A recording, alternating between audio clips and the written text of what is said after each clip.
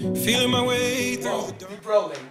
The problem said a beach ball is thrown downward from a 20 meters high building. Its position function is given as S of t is equal to minus 5t squared plus 10t plus 20. Consider the gravity as minus 10 meter over second squared.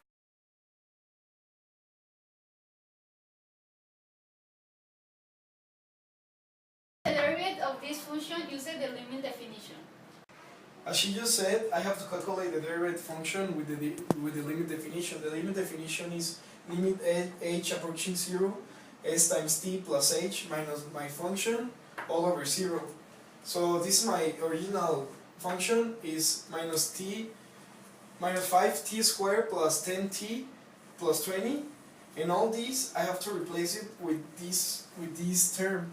So that's why I put minus 5 times th all squared plus 10 times t plus h times 20. So I have to span now all these things, and it give me all these terms. So that's why it give me minus 5t squared minus 10th minus 5h squared plus 10t plus 10h plus 20.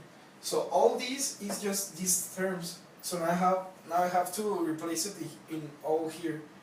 So here to here I have my s times t plus h. Now I have to put my function, and I have a minus, so I have to order the signs. So that's why it gives me plus 5t squared minus 10t minus 20.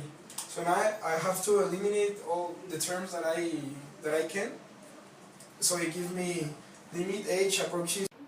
So now that I already eliminated this thing, it gives me limit h approaching 0 minus 10th minus 5h squared plus 10h all over h. So now I have to isolate h or factorize it. So it gives me h times minus 10t minus 5h plus 10. So now I eliminate the h, and it gives me limit h approaching 0 minus 10t minus 5h plus 10. So now I have to give the values of 2h. So that's why I put minus 10t minus 5 times 0. Point B says 10. What is the derivative of the position function? And the problem says a beach ball is thrown downward from a 20 meters high building. Its position function is given as s of t equals minus t squared plus 10t plus 20. And so this means that this is my original position function. So it's the same as this one. So I will have to put it here.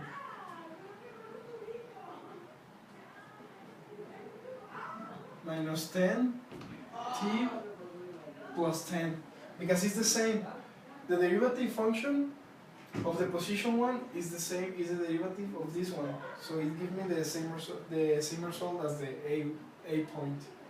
So the derivative of the position function is this one. Okay, the point C told me that I have to calculate the derivative that I got in point A, and then it was minus 10t plus 10. So now I have to do the same as the point A. First, I have to replace this term in here. So that's why I put b times b of t plus h equals minus 10 times t plus h plus 10. So that give me this minus 10t minus 10h plus 10.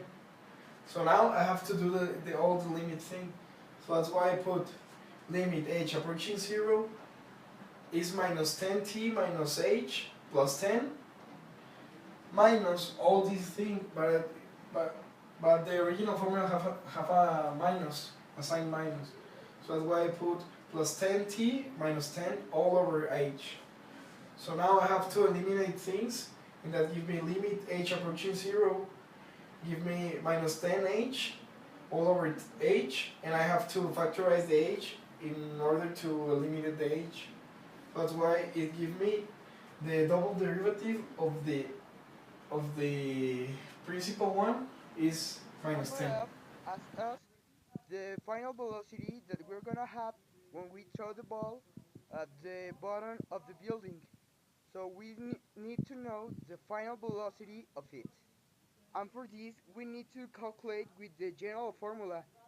So this formula is gonna give us the velocity that we want. So now we identify the different parts of the formula. That what is gonna be the A, the B, and the C to know what we are going to substitute in the general formula. So in our equation, the A of the equation is gonna be minus 5 by t squared. The B of our equation is gonna be 10 by t, and then the last part is gonna be the C, that is 20. And then the general formula is minus B square root of B squared minus 4A plus A by C over 2 by A. And when we substitute, we have minus 10 the plus or minus square root of 10 minus 4 by 5 by 20 over 2 minus 5. When we solve this, we are going to have 2.95. Why? Because we have minus in our equation, and minus over minus is going to be positive. That's why we are going to have 2.95. So now we have to solve the point E.